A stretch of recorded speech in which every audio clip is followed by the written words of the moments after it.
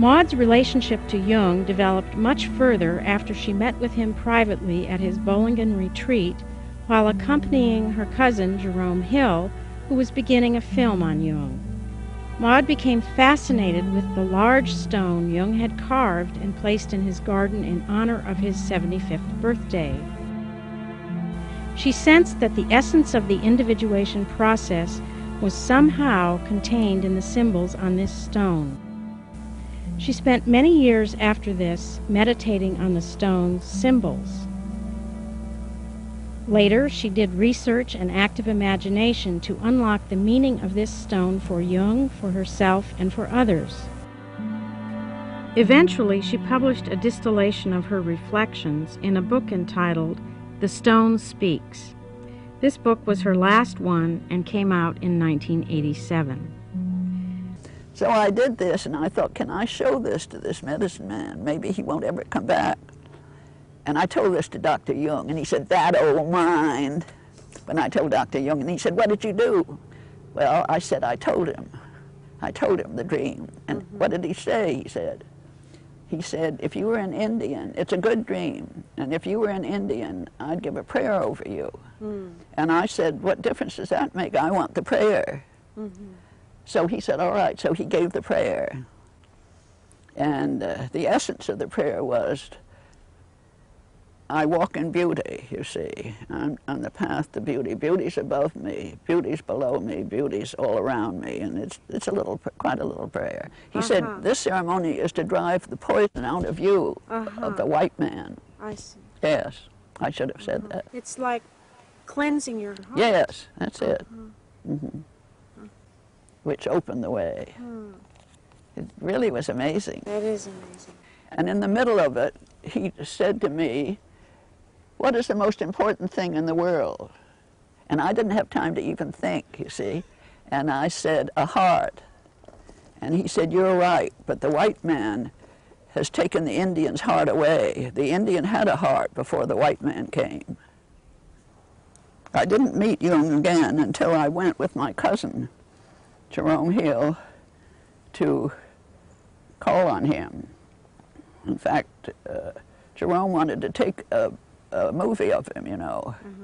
And he sent Erica Anderson first to talk to Jung, and Jung said no, he wouldn't have movies taken of him by anyone. But in the end, he weakened and said he would. So we went on to see Dr. Jung and watch the movie Taking. Dr. Jung, scene 3, take 1. Don't forget me about that. Was that at Bollingen? Yes.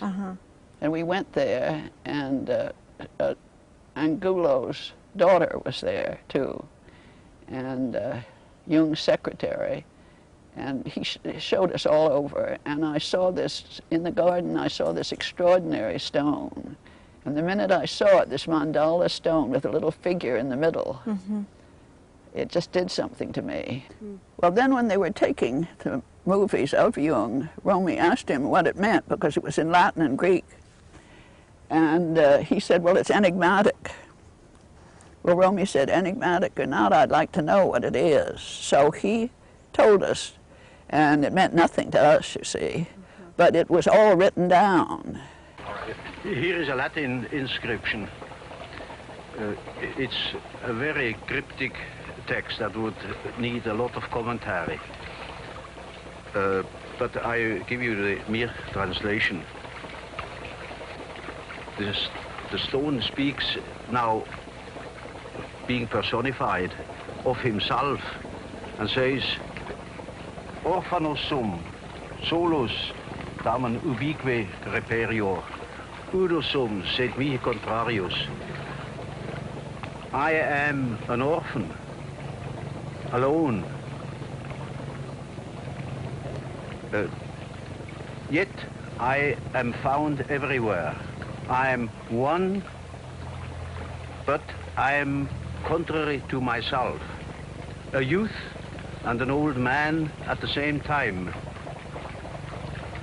I have known neither father nor mother, because I must be lifted up from the depths. like a fish, or I fall down from the sky, like the white stone. In woods and on mountains, I'm walking about, but I am hidden. I lie hidden in the innermost of man. I am mortal for everyone, and yet I am not touched by the mutation of time. And my cousin enlarged a huge picture of the stone. And I decided, he wanted me, for the movie he was doing of Jung, he wanted me to do what I could with the translations of the stone. And I decided that I'd do it for a book. I see.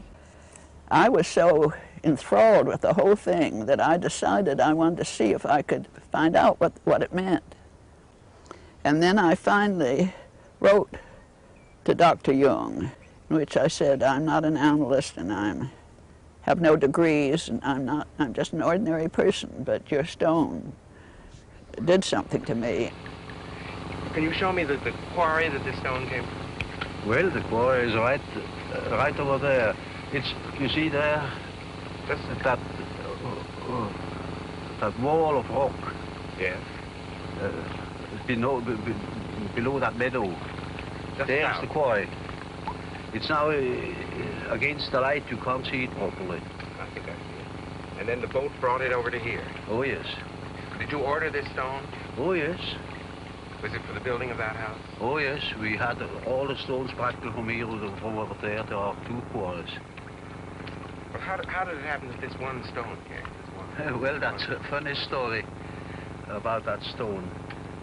We needed a certain stone for that wall behind the tower, and we gave the exact measurements to the foreman, and he took them down properly. And the next day they brought a load of stones, and but we looked in vain for the stone we had ordered. It was a pretty big stone we ordered. Instead, they brought a perfect cube. Well, that stone here. And of course, my mason didn't like it at all and said they should take it back, but I took it as a hint. I leapt on it at once. I say, now this is the stone I need. And instantly I had the idea I would put it there with an inscription. You know, that cube caught my fantasy. But you'd cut stones before, haven't you? Oh yes, I have learned cutting stone in that quarry over there. Really? Yes, I have built that house here. Well, how long did you work on it? With two workmen. Well, we had it up practically in 6 weeks. Well, how long did you work on the cutting of this stone? Oh, on the stone, well, off and on since last September. So really a year? Well, a year, yes. But only off and on when I was here. Did you carve all 4 sides of it? No, so only the 3 sides. Because the back side is invisible. It's against the bushes. What, is it sandstone? Yes, it is a hard blue sandstone. Very hard. And then I asked him if I could come to Bollingen again. And he wrote back and said yes. So the next time we saw Jung, which was, I think, in about 6 months. I hadn't done much. I was doing research, you see. And we saw him not at Bollingen. We saw him in Zürich. I said to Jung, oh, that stone must symbolize everything that you believe in, or something like that. And he said, oh, not at all. It just meant nothing to me. It was like a song, and my heart just sank. Well, we stayed there an hour, Romy and I, and talked with him and all about things. And I told him I'd been working with the Indians, and that's when I told him the story about the Indian that later gave a prayer over me. Mm-hmm. So when we were ready to leave, he turned and looked at me and he said, "Everything I believe in could be on that stone." Isn't that something? Uh-huh. And before that, he said something about, you know, I never lied until I was, did he say till I was older or till I was younger? I couldn't remember. But anyway, I thought, well, you certainly lied to me. But I felt just like $1 million because I really knew. You knew? Yes. Uh-huh. And then we went into the house, and I kept saying, "Oh, show me your studio, show me your workroom, show me your studio," to myself, you see. And by the time we got into the entryway where you enter the house, he turned and he looked right at me and he said, "Would you like to see my studio?" He got the message. Yeah, he got the message. So I went up, and that was in the tower. Uh-huh. And it was absolutely fascinating. He had all over the wall pieces of bone and shells, and he had vellum manuscripts, and he had Tibetan things hanging on the wall, and it was a small room, but it was jammed with things. And then this big long table, a sort of a small window looking out where he worked. And this is where he wrote? Yes. Did you see any of the paintings that he did on the wall? No, well, I just noticed the Tibetan ones. Did you ever meet Toni Wolff? Yes, once. What were your impressions of her? Well, she was with people, so, you know, it was down when I went down to Frau Ferber's, you know, lectures down by the lake. And I just saw her there, but I was introduced, but nothing more. I didn't talk with her. Did her work speak to you at all on the feminine, on the... Oh, I thought she was excellent. Very wise woman. So then I worked 2 more years on it, and then I took it to him, and then I saw him again in Bollingen, alone. He was absolutely marvelous. I just loved Jung, and I felt so at home sort of with him, and he had this twinkle in his eye, sort of a naughty twinkle. And he also was stubborn. I could see as stubborn as I am. You could tell it in his mouth. The whole, you could say, the whole individuation process was on the stone, but written in enigmatic writing, in Greek and Latin. Well, you see, this is a Greek inscription. It begins, Ho aion pais esti, paitson, petreion, paidos, he basileia. It is a quotation from Hermaitos. It says, time is a child that plays like a child. It a game on a board. The kingdom of the child. Then Telesphoros. This is the name of this little figure here. He is the familiar spirit of the god of the physicians, Aesculapius. The text says, Telesphoros traveling through the dark spaces of the cosmos and rising out of the depth like a star. He points the way, par e ilioiopulas kai demononairo, to the gates of the sun and the land of the dreams. The latter is a quotation from Homeros. Then you see a division into four parts.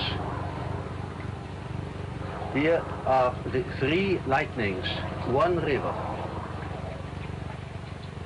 It's the ancient idea of paradise with its four rivers.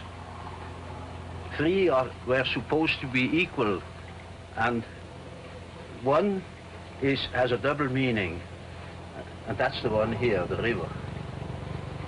This is an old alchemistic secret, so-called axioma Maria. This Maria has nothing to do with Mary, but with the Maria Prophetessa, or Judaica. She was a philosopher in the time of Hypatia. That was another woman philosopher living in Alexandria about the 3rd century. It says, this axioma says, from 1 comes 2, from 2, 3, and from the 3rd comes the 1 as the 4th.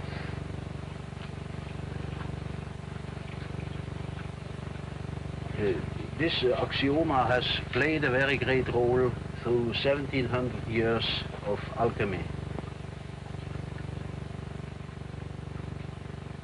Then you see here the sign of the sun, here the sign of the moon. On the left side, Jupiter, on the right side, Venus. Saturn above, Mars below. These four planets are the so-called division into four, the tetrameria.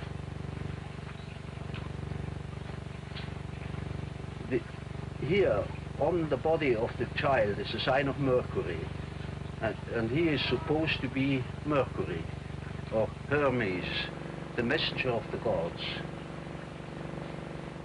The text refers to him as the one that points to the region of the Westland that is supposed to be the land of the dead. How do you see him as a figure in history? I mean, do you... Well, I think he's one of the most important men of this age. This is a Latin inscription.